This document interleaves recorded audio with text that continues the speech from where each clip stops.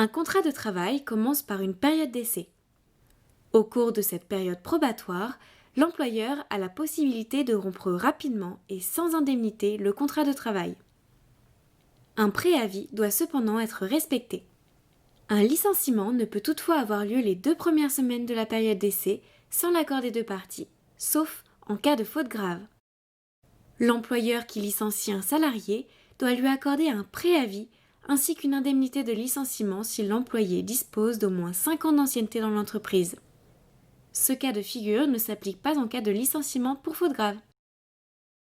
L'employeur peut licencier un salarié avec effet immédiat si celui-ci a commis une faute grave.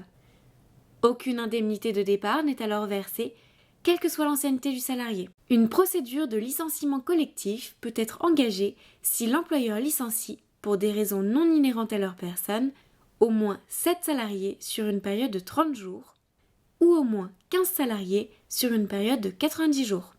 Durant la période de congé, le salarié n'est pas protégé contre le licenciement. S'il le souhaite, l'employeur peut dispenser le salarié de travailler durant la période de préavis. Cette décision est irrévocable. L'employé ne peut s'opposer à cette décision. Il continue toutefois à percevoir son salaire et peut également prétendre à toutes les indemnités et autres avantages auxquels il avait droit lorsqu'il était en poste.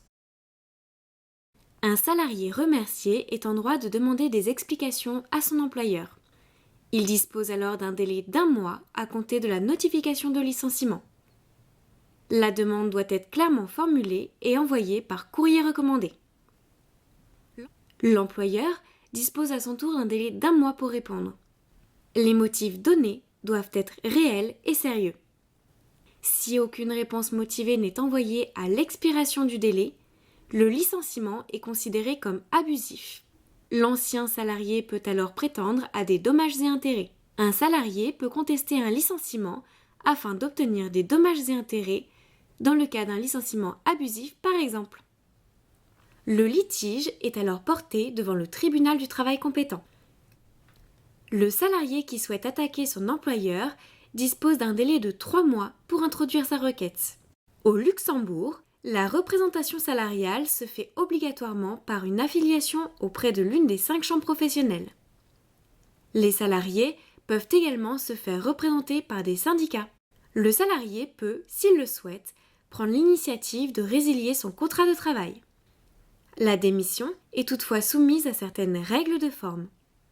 Le salarié doit par ailleurs respecter un préavis dont le délai, entre 1 et 3 mois, varie selon son ancienneté dans l'entreprise.